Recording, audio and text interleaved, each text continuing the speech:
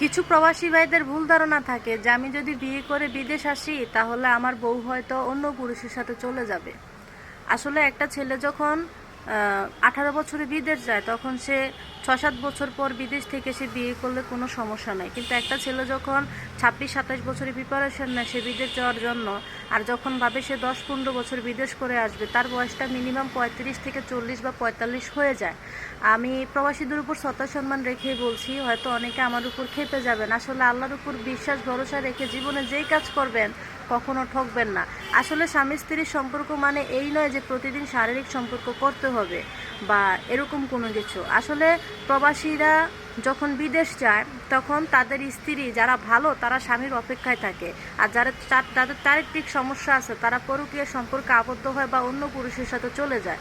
আপনি যদি একজন প্রবাসী হয়ে থাকেন, আপনার বউ যদি চলে যায়, তাহলে এখানে আপনার দুঃখ পাওয়ার কিছু নাই। আপনি ভাববেন যে আপনার কপাল ভালো বিধায় আপনার কাছ থেকে একটা খারাপ মেয়ে চলে গেছে।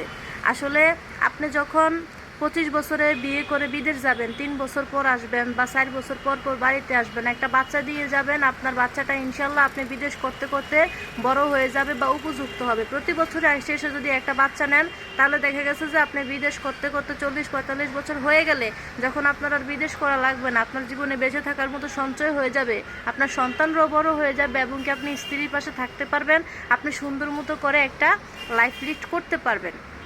আসলে ভুল ধারণা ভুল চিন্তা কখনো পোষণ করবেন না, কারণ ধৈর্যশীল নারী সবসময় স্বামীর জন্য অপেক্ষা করতে পারে।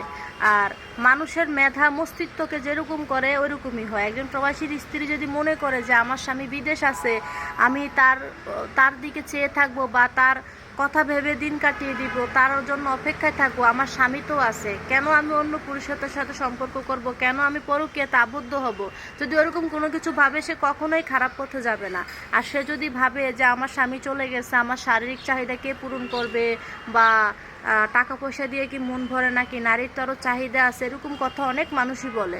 তবে ওই সমস্ত চিন্তাগুলো একটা নারীকে ধ্বংস করে। একজন নারী যদি ওই সমস্ত চিন্তাগুলো না করে, নামাজ পূজা নিয়ে থাকে, শ্বশুর শাশুড়ির খেজবত নিয়ে থাকে বা স্বামীর উপর ভরসা করে থাকে, তাহলে সে কখনোই নিরাশ হবে না। আবার কিছু কিছু মানুষ বলে যে প্রবাসীরা নাকি বিদেশ অন্যান্য মেয়েদের কাছে যায়, বিভিন্ন ধরনের বাজে কথা ছড়ায়। আসলে তারা কিন্তু নিজের চোখে দেখে নাই।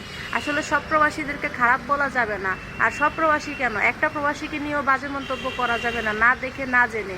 আসলে এই সমস্ত কথাগুলো ছড়াই একটা মানুষের সংসার ভাঙার কারণ হয়ে যায় বা একটা মানুষকে ভুল বোঝার কারণ হয়ে যায়। আরেকটা কথা, পুরুষ যা ইচ্ছা তা করতে পারে, পুরুষের স্বাধীনতা আছে, কিন্তু নারীর কিন্তু অতটা স্বাধীনতা নাই।